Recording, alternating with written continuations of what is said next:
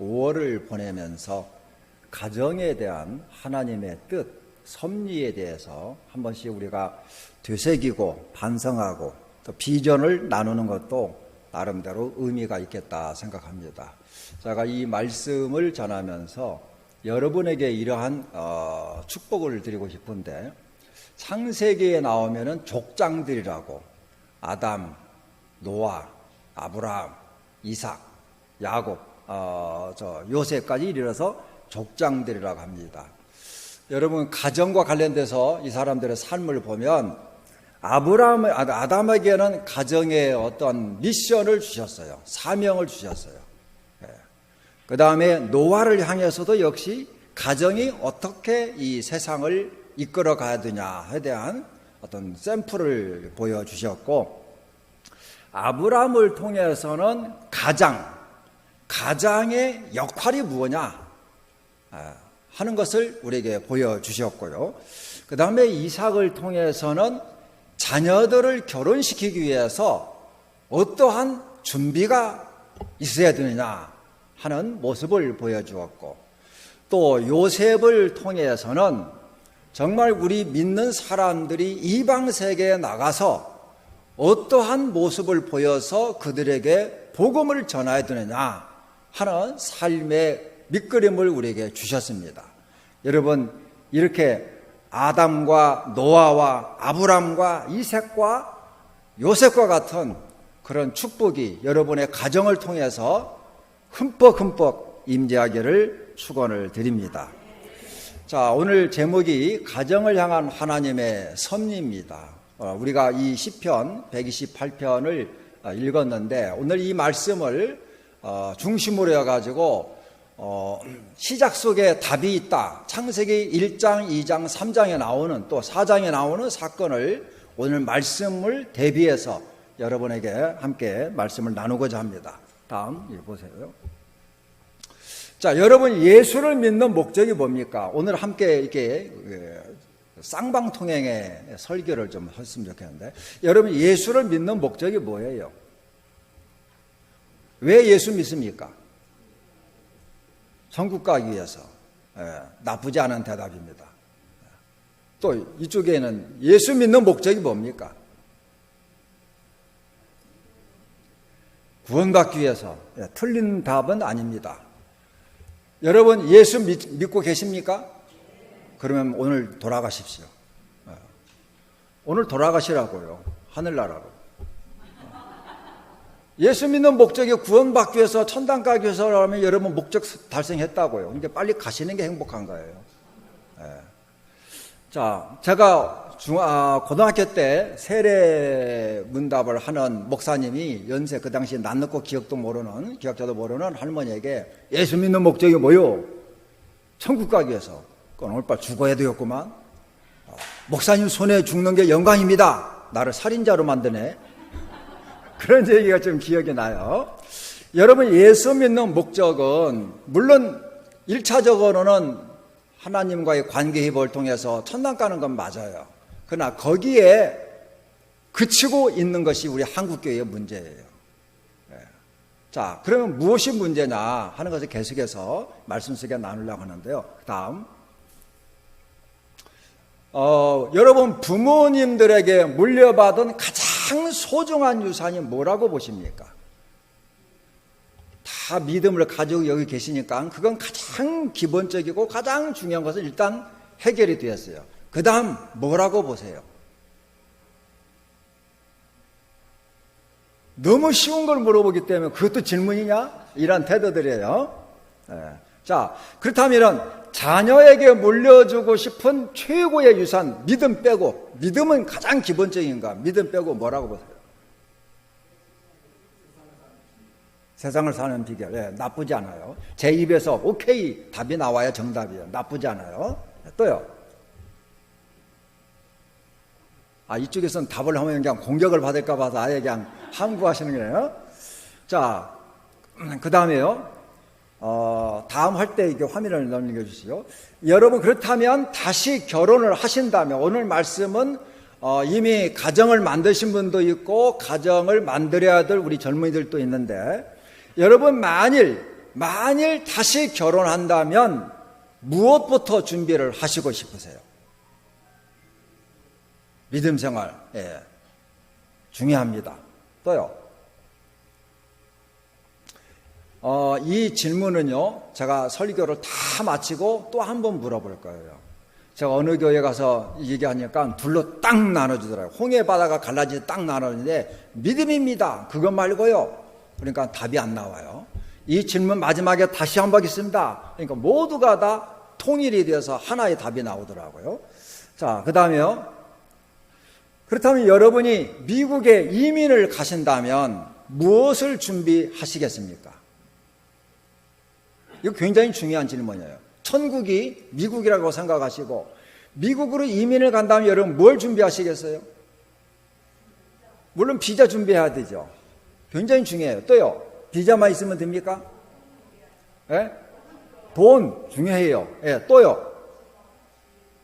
직업. 그보다 근본적으로 중요한 것은 미국에 대한 문화를 배워야 됩니다. 미국의 문화를 모르고 미국 사람이 된다? 그건 어불성실입니다. 미국의 법을 배워야 돼요. 미국의 생활 스타일을 배워야 돼요. 미국과 관련된 거기서 살아남기 위한 모든 걸 다 배워야 돼요. 비자는 그 다음입니다. 영어도 회화도 배워야 되죠. 그런데 우리가 미국이 천국이라면 여러분 천국 가기 위해서 뭘 준비해야 된다? 이 답이 질문이 나오는 거예요. 뭘 준비하시겠어요? 여러분 한번 잘 고민을 한번 해보세요. 저는 답을 안 드립니다. 여러분이 한번 준비를 해보세요. 자, 그 다음에요. 그럼 오늘날 이 결혼 생활의 문제는 뭐라고 보십니까? 물질, 나쁘지 않아요. 또요. 윤순자 권사님. 저는 이 교회 제일 오래되고 제일 잘하는 분이 우리 종씨 윤순자 권사님밖에 안 보여요. 네. 자, 오늘날 결혼 생활의 문제는 무엇이냐? 근데요, 다음 화면을 보시면은 많은 사람들이 결혼식을 중요시 여깁니다. 어느 예식장을 찾을까? 이벤트는 뭐 할까? 요즘에 보니까는 장인 장모들이 나와가지고 색소폰 연주하고 막 노래를 불러주는 이러한 세리머니, 예식을 굉장히 많이 준비합니다. 그러나 제 신조는 그거 길어봤자 30분이에요. 30분이 맞춰지면 결혼식은 끝나고 그 다음에 시작하는 게 뭐냐? 결혼? 한번 따라하십시다. 결혼 생활. 이걸 준비하는 사람이 별로 없어요. 10명 중에 2사람밖에 없어요. 결혼식이 뭡니까? 결혼식 가지고 살겠습니까? 아주 오래전에 제가 제주도에 가서 세미나라고 참석했는데 아침을 식사하는데 젊은 부부가 같이 와가지고 따로따로 밥을 먹어요. 그래서 지배인들한테 그분들이 나가는 교회 담임 목사님 불러가지고 제가 굉장히 친한 친구 저를 중매해준 친구인데 야 이거 큰 문제다 했더니 네가 알고 있는 것보다 대단히 심각하다. 이 호텔의 대부분 사람들 우리 교회 집사들인데 충격이다. 저녁에는 같이 왔다가 아침에는 따로 밥 먹고 헤어질 때는 따로따로 간다.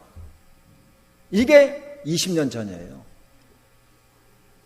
그래서 우리는 결혼식보다 메어리지, 결혼 생활에 대한 준비, 공부 아주 중요한데 이걸 놓치고 있어요.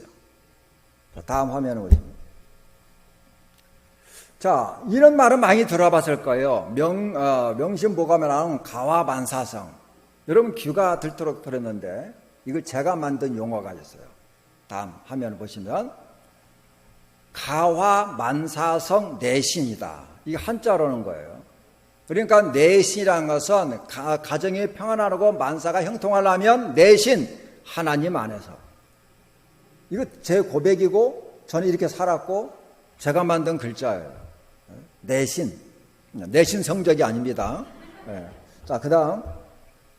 그래서 데이빗 호킨스라는 사람은 의식의 혁명이라는 책에서 2살에서 7살 시기에 건전한, 쉽게 말해서 우리 신앙인처럼 건강한 부모 아래서 자란 아이들은 커서 무려 7만 5천 명이나 되는 많은 사람들에게 크고 작은 좋은 영향을 미친다는 거예요.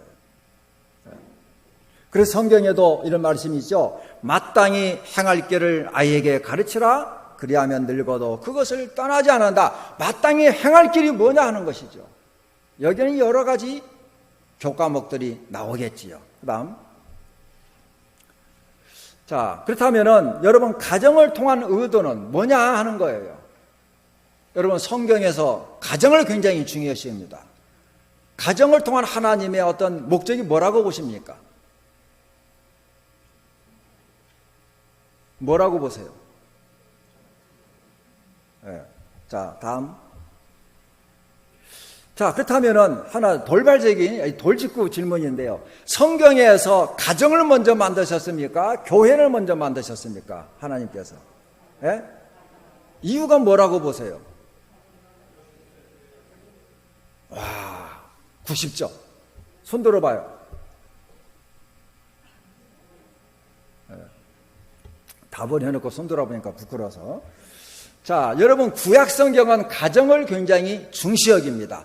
가정을 해치는 자, 가정을 경계선을 무너뜨린 자, 증인 두 사람만 있으면 이유 묻지 말라. 어떻게 하라고 그랬어요? 돌로 쳐 죽이라고 그랬어요. 가정을 흔드는 자, 이거 하나님이 용서치 않았어요. 그리고 그것이 신약에 가가지고 교회가 되었어요. 교회를 흔드는 자, 하나님의 손을 보십니다. 저는 많이 봤어요. 교회를 흔드는 자, 하나님의 시간이 흘러갈 뿐이지 마지막에는 누워서 나가더라고요. 누워서 나간다는 뜻을 아시죠? 네. 자, 그 다음에요. 여기 잘 아시는 사건입니다. 창세기 4장에 보게 되면 한 가정에 아담과 하와가 있고 그 장남이 가인이고 둘째 아들이 아벨인데 부모들의 신앙을 따라서 비슷한 시기에 비슷한 공간에서 이제 예배를 드리고 지금 말한다면 예배죠. 그런데 하나님께서 예배를 한 사람은 받고 한 사람은 받지 않았어요. 연합이라는 뜻을 히브리어 원전에는 뭐라고 하냐면 하나님의 관심을 가지고 이렇게 보고 계시는 거예요. 그런데 거절했다는 뜻은 너 자식 보기 싫어 고개를 돌렸다는 뜻이에요. 그러니까 가인의 제사를 향해서는 하나님은 고개를 돌려버렸어요.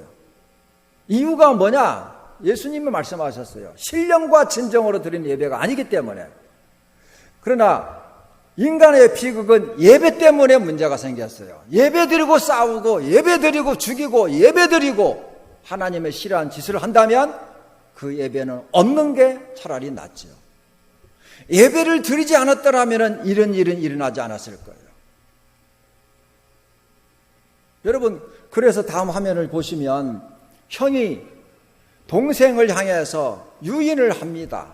여러분 성경에 보게 되면 영어 성경에 보면 죽이다라는 뜻이 죄송합니다만 kill, K-I-L-L, kill이 아닙니다. kill이라는 것은요 우연한 살인이에요. 그러나 성경에서는 계획적인 살인, M-U-D-E-R, 죽여서 묻어버린 거예요. 계획적인 살인이에요. 계획적인 살인. 그래서 하나님께서 이 사건을 대단히 중요시 여겼다. 가정에서 살인자가 나왔어. 무엇 때문에? 제사 때문에, 예배 때문에. 자, 그 다음에요. 자, 이제 이 사건을 통해서 가인과 아벨의 이 제사 사건을 통해서 우리에게 주는 의미를 찾아보려는데 예배자의 자세가 뭐냐? 아까 우리 담임 목사님께서 이 설교 하기 전에 굉장히 강조를 하셨습니다만은 예배를 어떻게 드려야 되느냐? 정성을 다해서 드려야 되느냐? 의례적으로 드려야 되느냐? 하는 얘기죠. 어느 시골 어머니, 부모님들이 며느리집, 그러니까 아들집에 왔어요. 시간을 정해가지고 와서 며느리가 점수를 잘 따려고 막 상따리가 휘어지게 음식을 장만을 했어요. 근데 시부모들이 시골에서 올라온 시부모들 젓가락을 몇 번 먹더니 젓가락을 딱 내려놓더래요. 이 며느리가 이제 충격이죠.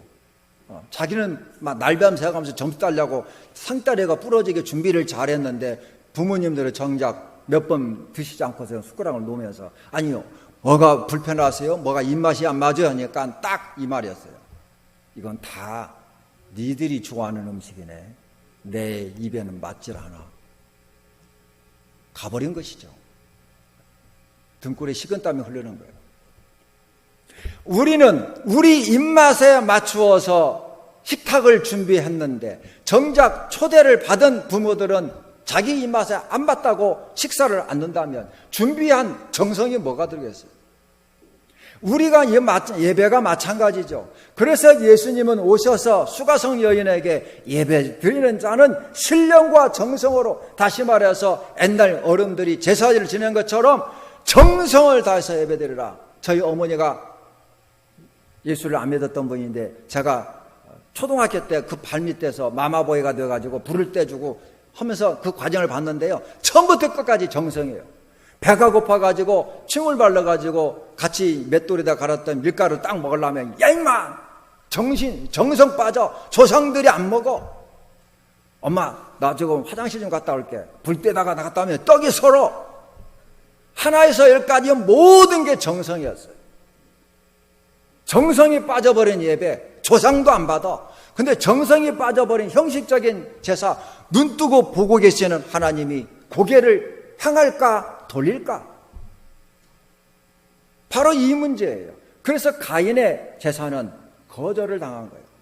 거절을 당하면 우리 같으면 하나님 죄송합니다, 다시 드리겠습니다, 이게 정상적인데 이 자식 말이지 저놈이 문제야. 저놈이 있기 때문에 하나님이 저놈 때문에 내 예배를 뺏겼어 해가지고 사랑하는 동생이 형제가 아니고 경쟁자가 되어서 경쟁자는 없애야 되는 거예요. 그래서 결국은 죽여서 묻어버린 거예요. 자, 그 다음에요. 자, 그렇다면은 여러분 이해하고 들으세요. 성경에 없는 얘기를 실제적인 삶으로 얘기한다면 사람이 분노, 사람이 화가 나는 거 좋은 거예요, 나쁜 거예요?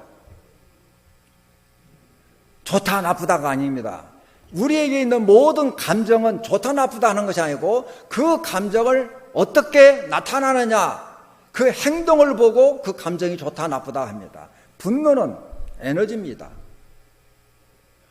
분노는 에너지예요.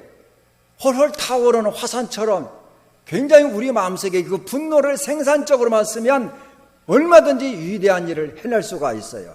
그런데 분노가 올 때 가인은 자기 안에서 분노가 끓어오르는구나, 내가 좀 내 속에서 이걸 가만두면 이거 큰일 나겠구나 하고서 우리가 내 마음속에 감정을 읽을 수만 있다면, 그런 힘만 있다면 절대로 사고치지 않습니다.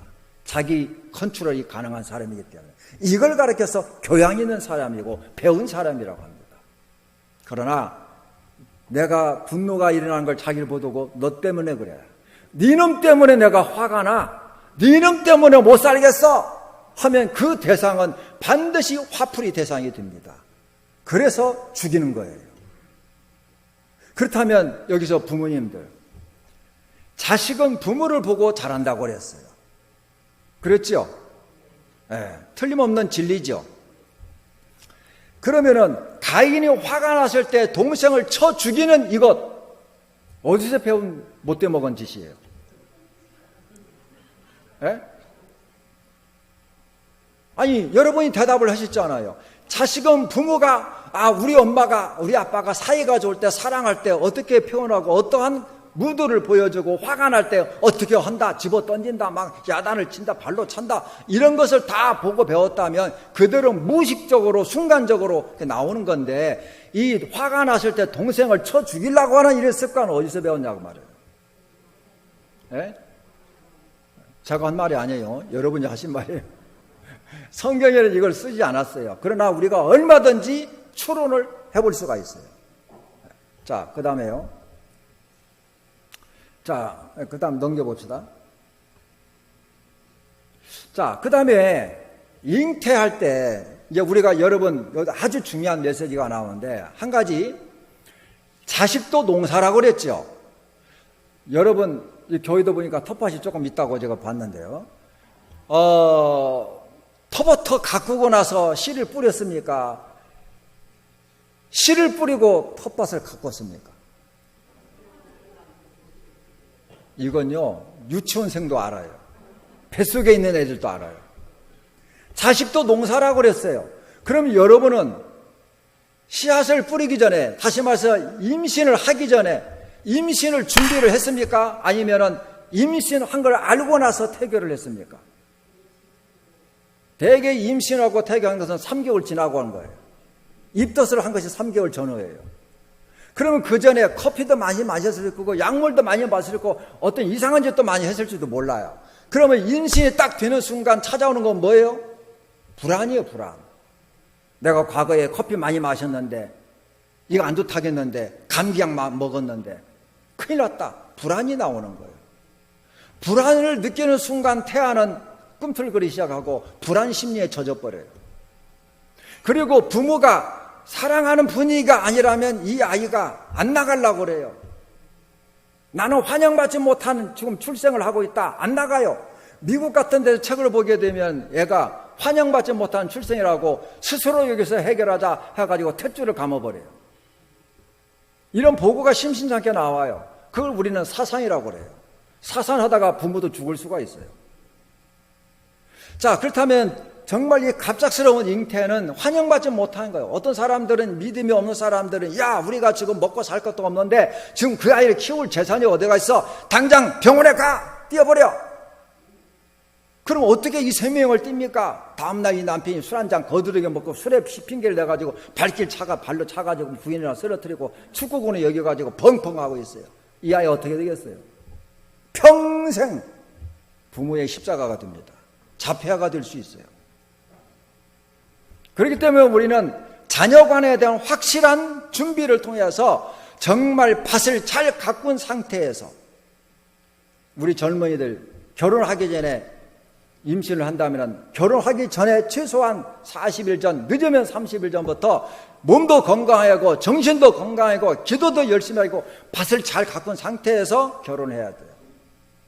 사랑한다고 난다. 그건 갑작스러운 잉태죠. 오늘날 이런 사람들 때문에 지금 사회에 문제가 있어요. 여러분 인정하시겠어요? 그렇다면 한 가지 묻겠습니다. 성경에 없는 얘기. 아담과 하와가 에덴 동산에서 쫓겨날 때 기쁘다 구주 오셨네 하는 것처럼 찬양하면서 쫓겨났겠어요? 아니면 니놈 때문에 그래? 여보 너 때문에 그래? 하면서 싸우면서 쫓겨났겠어요? 네? 지금 천국 에덴 동산은 노동 자체가 축복이고 감사하고 모든 것이 블레싱인데 지금 밖에 나가게 되면 땀을 흘리면서 먹어야 되고 생존 경쟁이 치열하고 지금 가시덤불과 싸우면서 찔리고 그러면서 먹고 살아야 되는데 과연 이 사람들이 어떤 마음으로 쫓겨났을 것인가 하는 것이죠. 이걸 상담적인 용어로 부정적인 감정이 가슴에 꽉 박힌 상태예요. 과연 이들이 임신을 했을 때 합궁했을 때 어떤 마음으로 합궁을 했겠을까? 그 다음에 이 사람들이 또 고생을 하면 땀을 흘리면서 자녀들을 지금 태교를 하면서 어떤 마음으로 태교를 했을 것인가? 여러분 한번 상상의 날개를 펴보세요. 그 이유는 그들이 지은 이름 때문에 그러는 것입니다. 여러분 가인이라는 뜻은요, 아벨이라는 뜻은 히브리어 불교든 성경에 보면 가인이라는 뜻은 작살이라는 뜻이 있고 날카로운 칼이라는 뜻이 있어요. 아벨이라는 뜻은 안개와 허무라는 뜻이 있어요. 그러니까는 사람은 이름대로 산다. 여러분 구약 성경은 특별히 동양 문화예요. 기독교는 동양 문화입니다. 서양이 아닙니다. 고정이들이 갖다 주기 때문에 교회하게 되면 서양이지요. 원래 본토가 유대예요. 이스라엘이 동양입니까? 서양입니까? 동양이에요. 동양 문화에는 공통적인 것이 있어요. 뭐냐? 이름을 굉장히 중요시 여겨요. 여러분 가운데서 애기 나면은 우리 목사님들을 통해 가지고 목사님 애기 낳았는데요, 딸인데 이름 좀 져주세요. 이런 사람 많을 거예요. 저도 군대에서 목회하면서 몇 사람 이름을 져줬어요. 기도하면서 져줬어요.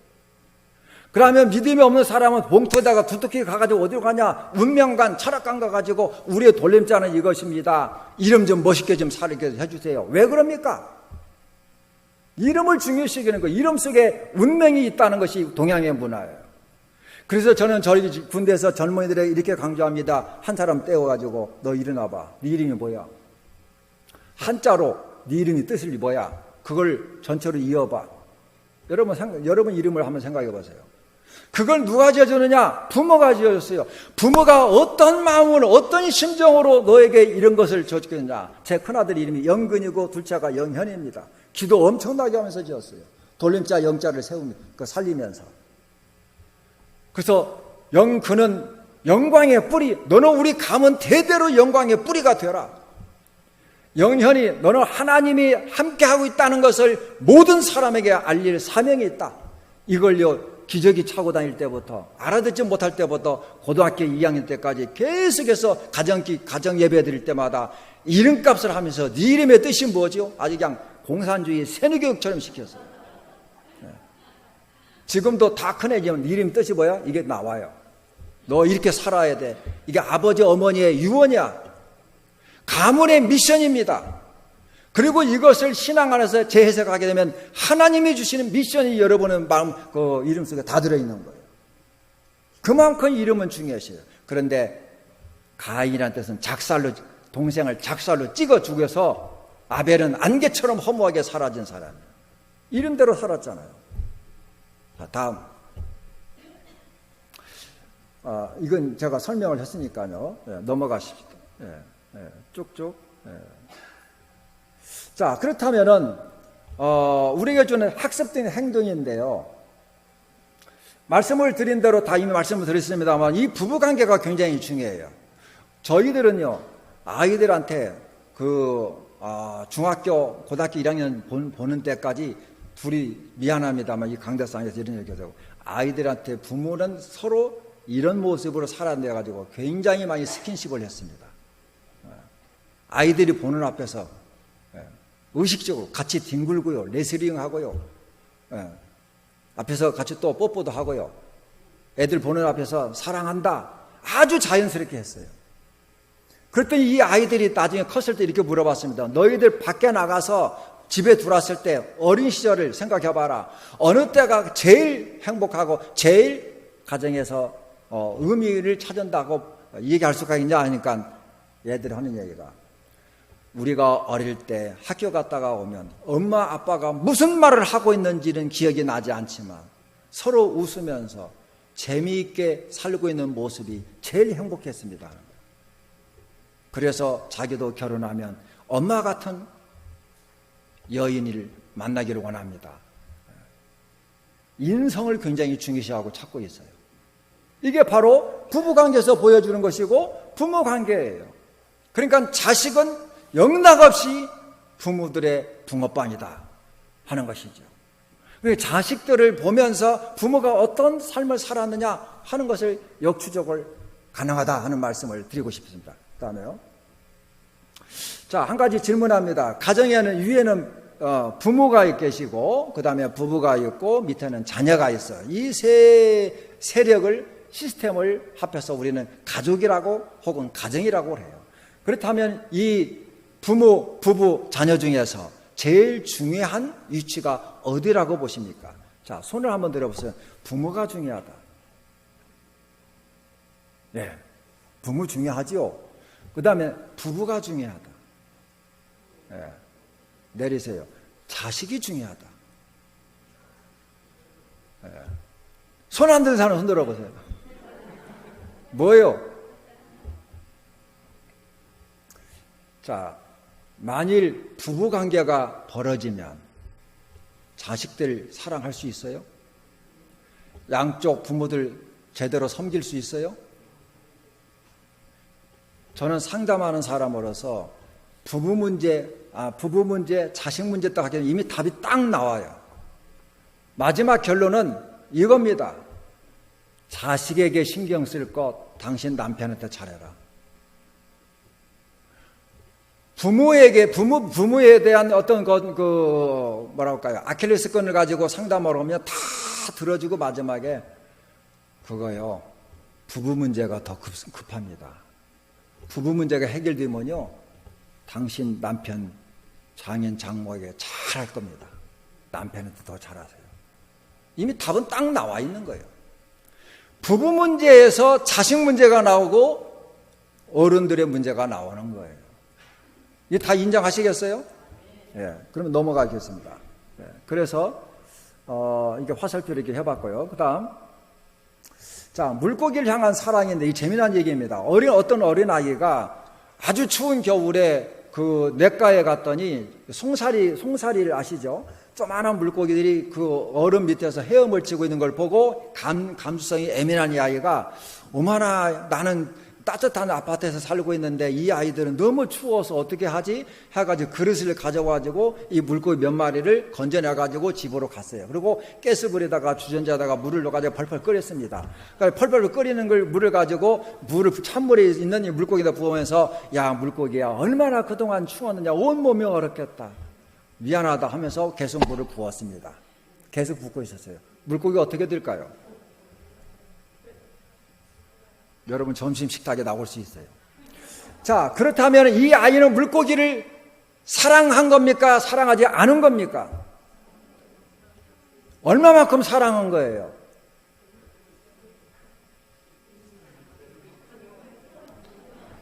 삶아질도록 사랑했어요. 그러나 물고기 편에서 보면 천천지 원수예요. 자기를 죽였어요. 나는 사랑한다겠지만 물고기는 나를 죽인 장본인이에요. 나는 자식을 사랑한다고 사랑했는데 자식이 볼 때는 우리 어머니 나 사랑하지 않아. 이런 사람들이 10명 중에서 부지기수로 나와요. 왜? 사랑이라는 것은 자식이 원하는 그 범위 내에서 사랑을 해야지. 예를 들어서 이겁니다. 어린아이가 쭈쭈바 아시죠? 더운 날 엄마 쭈쭈쭈쭈쭈쭈 하니까 야 그거 먹으면 배탈나 그보다 더 비싼 거 맛있는 거 이거 먹어. 그러니까 힘으로 눌러서 사주니까 먹었어요. 근데 다 먹거나 조금 있다가 엄마 쭈쭈쭈쭈쭈 하니까는 야 아까 사줬잖아. 이 아이가 뭐라고 한 줄 압니까? 그것을 엄마가 줘서 먹었지. 내가 원하는 건 안 줬잖아. 이게 부모가 자식을 향한 사랑과 자식이 부모를 향한 기대하는 사랑에 완전히 다른 거예요. 우리는 우리 멋대로 사랑해놓고 사랑한다고 그래요. 자식은 아니야. 그건 간섭이지. 어떻게 생각하십니까? 충격의 연속이에요. 지금 여러분 모습은 계속 충격받고 있는 거예요. 자, 그 다음에요. 자, 그래서 이게 굉장히 중요한 얘기인데요. 가정에서 자식들은 사회에 나가기 전에 가정에서 부모를 보고 삶을 배워요. 인간관계로 훈련을 받아요. 그래서 그 모습을 가지고 하나님을 대입시키고 이웃을 대입을 시켜요. 어느 교회에서 이런 일이 있었답니다. 어느 집사님이 낮예배 대표 기도를 하는데 하나님 아버지 하는 순간 대성통곡을 하시더래요. 모든 교인들이 울었어요. 그래서 목사님이 우경실로 불렀어요. 차를 한잔 대접하면서 넉살 좋게 나는 말이야 목청이 터지라고 외쳐도 교인들이 우는 사람이 하나도 없는데 당신은 얼마나 기도를 많이 했길래 하나님 아버지였는데 온 교인을 다 울려버리냐 하니까 또 속절없이 이 집사님이 울기 시작하더래요. 목사님이 그게 아니고요. 우리 아버지는 알코올 중독자였어요.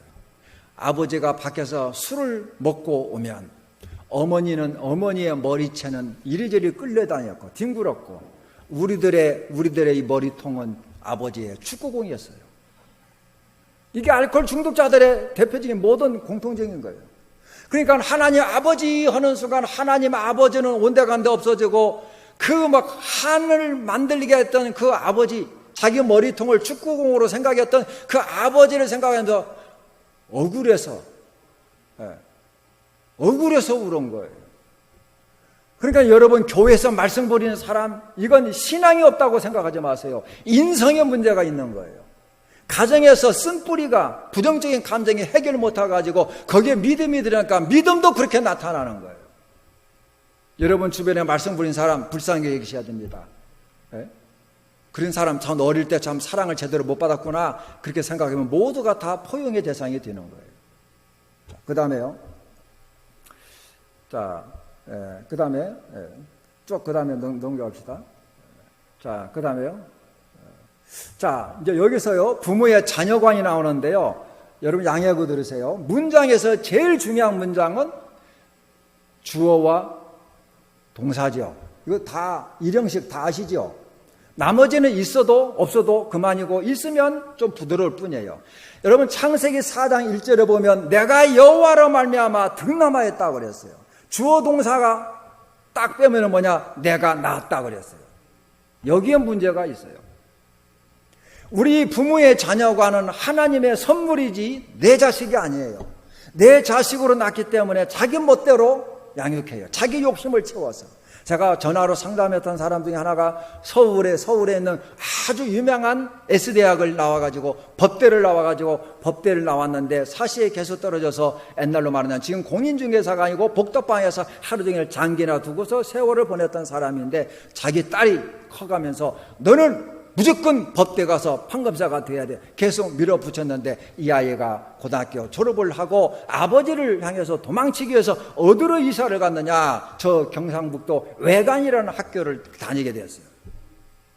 근데 어느 날 하숙집의 주인으로부터 전화를 받았는데 당신의 딸이 나간 지 지금 며칠이 됐는데 집에 안 들어옵니다. 저한테 전화 온 거예요. 어머니 걱정하지 마세요. 이 아이 죽지 않습니다.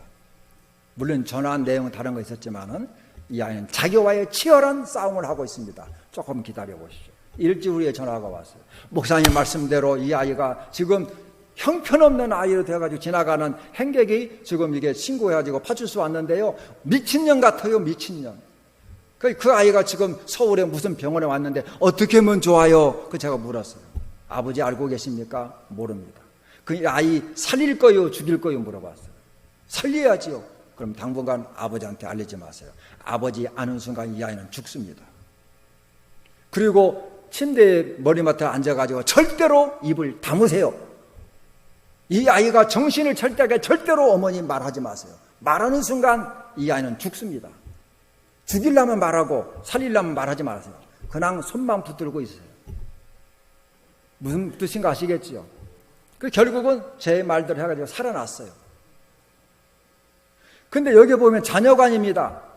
내가 낳았다 하니까 내 맘대로 키워요. 그래서 가인이라는 이름을 지었고 아벨이 만들어졌는데 그 다음 화면을 보시면 그 다음에 이제 성경에 보면은 죽은 아벨 대신에 다른 씨를 주었다 해가지고 그 씨를 셋이라고 줬는데 하나 둘 셋이 아닙니다. 세트라는 단어예요. 기둥, 영광의 뿌리 하는 것처럼 기둥이 되어라. 그 이름으로 셋이죠. 그래서 지금 어떤 면에서 아담과 하와의 자기 신앙 고백의 이름으로 아들의 이름을 져줬다. 그리고 그때 이런 얘기를 했어요. 하나님이 내게 가인이 죽인 아벨 대신에 다른 씨를 주었다. 주어 동사가 뭐라고 그래요? 하나님이 주셨다. 내가 낳았다. 하나님이 주셨다. 완전히 다르죠. 이름부터 달라요. 그리고 그 아들이 결혼해가지고 이제 에노스라고 줬어요. 에노스. 다시 말해서 아버지로부터 어머니로부터 애등동산에 있던 전설 따라 삼천리 얘기를 듣고 하나님은 하나님이고 인간은 인간이니 인간이 교만하게 하나님 나라를 침범하지 말아라. 경계선을 지켜라. 그런 뜻에서 에노스라는 이름을 진 거예요. 에노스, 연약한 존재라는 뜻이에요. 인간이라는 뜻이에요. 인간이 하나님이 될 수 없다는 그 신앙 고백이 아들의 이름 속에 나타나는 거예요. 그때 사람들이 비로소 여호와의 이름을 불렀다. 이게 복음의 시작입니다. 다음 화면을 보시면 사람들이 불렀다는 뜻을 보게 되면 하나님 불렀다는 뜻이 아닙니다. 굉장히 의미 있는 뜻이에요. 예배를 말하는 거예요. 그 다음 화면을 한번 눌러보시면 예배의 회복이 되어졌고 하나님과의 관계 회복이 되었고 증거의 시작이 되었고 관심의 시작이 하나님을 불렀다라는 소설에 다 들어있어요. 새로운 시작입니다. 여러분 생각해 보세요. 부모가 하루아침에 아들 둘을 잃어버렸어요. 한 놈은 살인자가 되어가지고 나갔고 한 놈은 지 형한테 맞아 죽었어요. 그때 부모의 심정이 어떻겠어요? 그 부모의 심정 뭐라고 기도했겠어요? 얼마나 가슴이 찢어졌다는 회개를 했겠습니까? 하나님, 내가 자식을 잘못 키워서 이러한 아픔을 당하는데 하나님 용서해 주시고 만일 하나님이 한 번 더 기회를 주시면은 정말 하나님을 위해서 하나님이 우리 가정에 주신 축복을 대대로 흐르게 만드는 그런 아이로 키우겠습니다. 이런 비슷한 기도를 안 했겠습니까? 그 시작이 셋이라는 이름이고 셋이 그 전통을 받아서 에노스라는 이름을 이어서 신앙을 제대로 가정의 관계를 회복했다는 뜻입니다. 고로 마지막 결론은 이겁니다. 여러분 아이들이 엄마 아빠 천국은 어떤 곳이야? 라고 묻는다면 우리들은 천국은 우리 가정과 같아. 근데 천국은 우리 가정보다 비교할 수만큼 더 좋아. 이렇게 해야 나와야지. 야, 천국은 계속 싸우고 계속 아이들을 쥐어박으면서 천국? 우리 집과 같다 하게 되면 그 아이는 절대로 천국 안 갈 거예요. 천국까지 가가지고 두드려 맞을 일은 없으니까. 그러면은 천국은 우리 가정은 천국의 모델하우스예요. 한번 따라합시다. 가정은 천국의 모델하우스다. 모델하우스 뜻을 다 아실 것이니까. 자, 그러면 어떻게 되냐? 첫 번째로 가정은 신적 기관입니다. 하나님이 만든 거룩한 기관. 교회도 신적 기관, 가정도 신적 기관이에요. 그리고 인간 관계의 중심지인데 가정에서 형제들이 서로 치고받고 싸우면서 인간 관계를 배웁니다.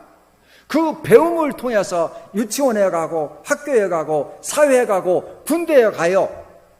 군대에서 아주 골치 아픈 아이들이 있어요. 누구냐? 시한폭탄들인데요. 지만 알고 부모들의 관계가 안 좋아가지고 이런 아이가 있어요. 사격 훈련을 하는데 한 놈이 화장실에 가가지고 여기다 놓고서 쏴서 죽었어요. 근데 유서가 나왔어요. 유서가 부대를 살렸어요. 유서 내용이 뭔 줄 아십니까? 오늘 사격을 하다가 보니 아버지가 보인다. 아버지를 쏴 죽이고 싶다. 아버지가 없어서 대신 내가 죽는다. 얼마나 아버지가 수치스러운 유서를 받았겠어요. 여러분, 죽이고 싶은 부모 있습니까? 인간관계의 중심지가 이거 탈락이 됐어요. 그리고 가정은 여러분 집에 가게 되면 이 거추장스러운 거 다 벗어버리잖아요. 안식처예요. 두 번째, 네 번째는 뭐냐? 충전소예요. 가정에서 가장 편안하게, 가정에서 농담도 하고 장난도 하고 하면서 배우는 거예요. 그 다음, 그래서 삶의 안식처가 되고 충전소가 될 때 다섯 번째 뭐냐? 아주 창조력의 산실이 되는 거예요. 그러니까 희닥거리는 거, 뭐 꼭 의미 있는 말만 가지고 장난도 할 때 사람들의 머리가 열리고 좋은 생각이 아이디어가 나오는 거예요. 마지막으로 추억의 박물관입니다. 상담을 하고 이 상담을 가르치면서 옛날 가정을 한번 생각해 봅시다 하게 되면 어떤 사람은 얼굴이 웃는 사람도 있고 반대로 아주 심각해지면서 눈물을 뚝뚝뚝 떨어뜨리는 사람들이 있어요. 아픔이죠. 어린 시절의 가정을 생각해보면 아픔이에요. 일단 좋든 나쁘든 우리는 추억의 박물관을 만들고 있어요. 여러분의 자녀들에게 어떠한 추억의 박물관을 만들어주겠어요? 우리 예수 믿는 사람들이 사명이 뭐예요? 예수 믿고 죽어서 천당 가는 게 사명입니까? 가정을 통해서 예수님이 살아계시다는 거 보여주지 않겠습니까? 자, 그 다음에요. 그래서 마지막 재확인한다겠죠. 부모로부터 물려받은 가장 큰 유산, 정말 행복한 믿음은 기본이고 가장 행복한 가정을 물려받은 거 정말 여러분 감사해야 돼요. 그리고 자녀들에게 물려줄 수 있는 거, 야, 우리 아버지 우리 어머니 보니까 정말 너무 감사하다. 정말 하나님 감사합니다. 이렇게 정말 사랑할 수 있는 아버지 어머니 만나게 해준 걸, 내가 남의 가정에서 태어나지고 이런 분들 가정에서 태어난 걸 얼마나 감사한지 모르겠습니다. 나도 아버지 어머니를 본받아서 이런 가정을 자식들에게 물려줘야 되겠습니다. 이게 천국을 이 땅에서 건설하는 사람들의 모습이다.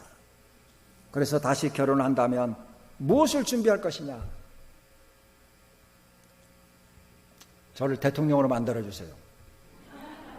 그러면은 모두가 다 운전면허증을 발행하는 것처럼 곳곳에 있는 센터들을 통해 가지고 결혼 예배 교실 이걸 수료한 사람들에게 정부에서 혜택을 주고 그런 정책을 펴겠어요. 출마하면 찍어주겠죠. 자, 그다음 자, 한번 보세요. 여호와를 경외하며 그 길을 걷는 자가 복이 있다는데, 첫째, 그 길이 지금 설명한 모든 길이에요. 따라하겠습니다. 첫째 하기 전에 여러분 읽어보세요. 첫째. 저한테 하신 얘기예요? 여러분은 내가라고 해야 돼요. 네가라고 하면 다 제 것이 돼요. 자, 다시 한번. 첫째. 둘째, 셋째, 넷째, 다 같이 여호와를 경외하는 자는 이같이 복을 얻으라. 그러니까 하나님을 경외한 자는 그냥 신앙생활만 잘하는 사람이 아니다. 인성이 정말 잘 가꾸어지면서 가정을 천국으로 만드는 그런 가정에게 얼마나 먹어도 소화가 잘 되고 있으면 있어도 보고 싶고, 자식들에게, 기업인 자식들이 정말 하나님만 알고 사회에 커다란 영향을 미칠 수 있는 그런 가정을 만드는 저와 여러분의 가정이 되기를 축복합니다. 기도하겠습니다. 하나님, 5월 가정의 달을 보내면서 하나님이 우리에게 주는 교회와 더불어 가정의 소중함을 깨닫게 됩니다. 우리들에게 가정을 주신 하나님, 가정을 통해서 천국이 되게 하시고 가정을 통해서 이 땅에 하나님의 임재를 나타내는 통로가 되게 하옵소서. 예수 그리스도의 이름 받들어 기도하옵나이다.